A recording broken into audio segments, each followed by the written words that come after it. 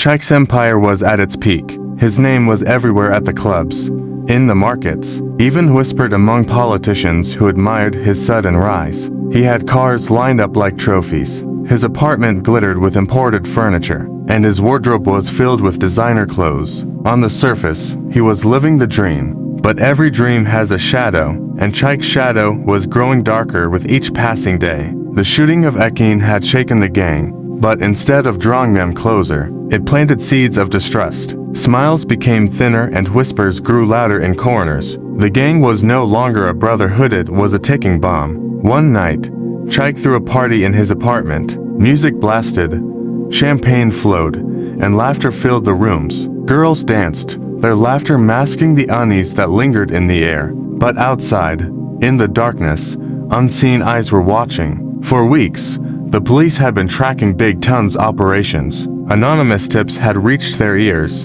and neighbors had begun whispering about the flashy boys with too much money and no clear jobs. At dawn, just as the last guest stumbled out of Chike's door, the silence of the morning was shattered by pounding fists and the roar of sirens. Police, open up! The walls shook as doors were kicked open. Men in black stormed the apartment, their rifles raised. Chaos erupted. Some boys jumped from balconies.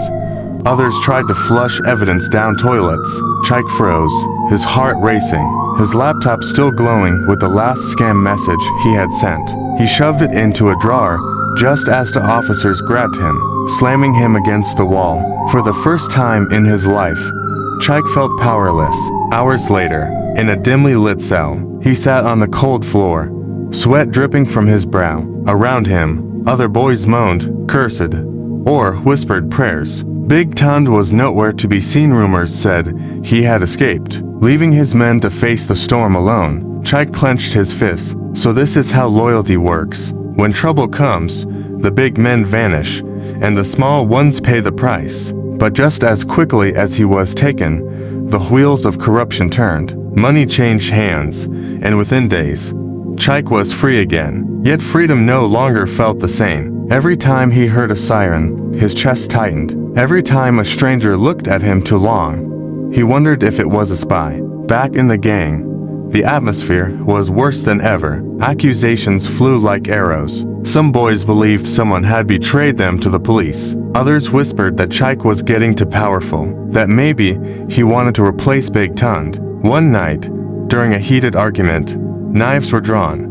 Chike barely escaped with his life after one of the boys lunged at him, shouting, "You think you're better than us? Chike, we know you're plotting with the police." The brotherhood had crumbled. Trust was gone. The gang had become a nest of snakes, each waiting to strike the other. The fall had begun.